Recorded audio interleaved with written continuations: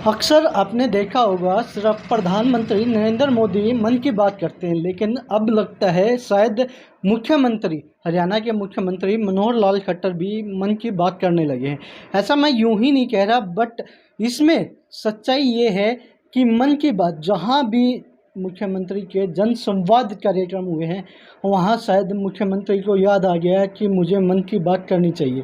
महिलाओं से पहले तो कहते हैं कि आप मुझसे शिकायतें कीजिए कि क्या शिकायतें हैं, मैं सोल्व करूँगा, लेकिन उसके बाद उन महिलाओं का अपमान वहाँ पर हो जाता है। ये पता नहीं अनजाने से हो जाता है या मुख्यमंत्री जी इस बात को समझ नहीं पाते हैं कि पूरे प्रदेश की महिलाओं का अपमान वो कहीं ना कहीं कर देते हैं। इस बार भी एक मामला सामने आया है जहां पर थुराना में जनसंवाद कार्यक्रम रखा गया था मुख्यमंत्री जी के द्वारा, और वहां पर उन्होंने एक महिला को बोल दिया कि चंद्रयान 4 पर आपको भेजा जाएगा।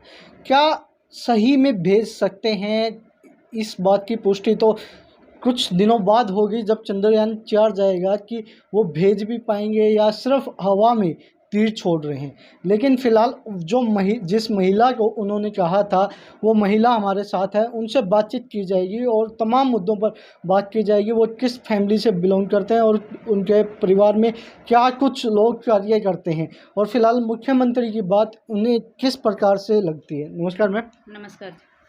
फिलहाल सबसे पहले तो मुख्यमंत्री जी ने बुलाया अपने कार्यक्रम में, और फिर इस तरह से अपमान करना महिला का कहाँ तक आपको सही लगता है? मेरे को बिल्कुल सही नहीं लगता है, और मेरे को बुलाया गया था तो मैं इसीलिए वहाँ पर गई थी, और ये मेरे को बिल्कुल रास नहीं आई श्रीमान सीएम साहब की बात को लेकर। सीएम साहब ने जो वादा किया है कि चंद्रयान 4 में आपको भेजेंगे, आपने कहा कि 28 लाख महिलाएं आपके साथ जाएंगी, तो क्या सीएम साहब भेज पाएंगे? क्योंकि चंद्रयान पर अभी तक खुद सीएम साहब जाकर नहीं आए हैं। इतने बड़े देश के राजा, हाँ भाई, 28 लाख के 28 करोड़ को भी भेज सकते हैं। जो एक जनता में एक महिला को ऐसी बात बोल सकते हैं तो वो भेज भी सकते हैं भाई, वादा किया है उन्होंने। बात करें हरियाणा में मनरेगा ग्रुप के आप अध्यक्ष हैं महिला सेल की, और कुछ जो ग्रुप्स हैं गांव के वो चलाती हैं, तो बीजेपी से आप कह सकते हैं कि पहले से जुड़ी हुई हैं, सरकार की नीतियों को अच्छे से समझती हैं। तो किस प्रकार की नीतियां आपको लगती हैं बीजेपी की, और बीजेपी ने जो महिलाओं के लिए कार्य किए हैं वो किस प्रकार लगते हैं? और जो मुख्यमंत्री जी के जो जनसंवाद कार्यक्रम में महिलाओं का अपमान होता है उस पर आप क्या कहेंगे? उस पर मैं बोलना चाहूँगी, सरकार तो मुझे ठीक लग रही थी और मैं चाहती भी थी, और मुझे लग भी रहा था कि ये ज़रूर महिलाओं के लिए कुछ करेंगे, क्योंकि ये बहुत जगह ऐसे वादे कर चुके हैं। और मैंने भी ऐसा ही सोचा था, और यही सोच करके मैं भी अपनी मांग पत्र लेकर के गई थी कि मेरा आदर सत्कार होगा। लेकिन माननीय मंत्री साहब ने तो मुझे चांद पर ही भेजने का वादा किया है।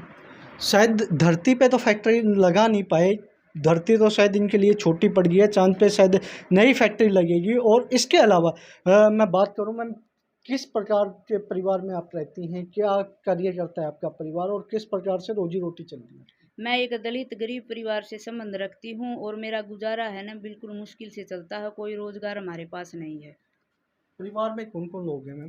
परिवार में सास ससुर हैं, पति हैं, 2 बेटे हैं। अभी पढ़ रहे हैं बेटे, पति डीसी रेट पे ही कार्य करते हैं, जिससे कि मैं भी छोटा मोटा काम कर लेती हूँ। तो देखा किस परिवार से ये आती हैं? फिलहाल मैं फुल जटान गांव में हूं, और फिलहाल सबसे बड़ी बात ये है कि मुख्यमंत्री जी किस प्रकार से ये वादे कर देते हैं कि उन्हें पूरा नहीं कर पाते हैं। पिछली बार भी आपने नैना जोड़ का मामला देखा था, या बनी गांव से पहले सिरसा में एक और मामला सामने आया था जहां पर महिला का अपमान कर दिया था। थुराना में अपमान हुआ है, और फिलहाल आज नारनौंद में कार्यक्रम है, वहाँ देखते हैं कि क्या होना है।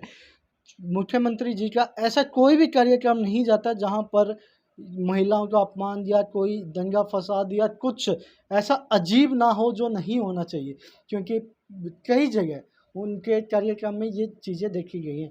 फिलहाल आप लोगों से मेरे 3 सवाल हैं। क्या महिलाओं का अपमान करना सही है? दूसरी बात ये है कि क्या जो वादे मनोहर लाल जी करते हैं वो पूरे कर पाएंगे?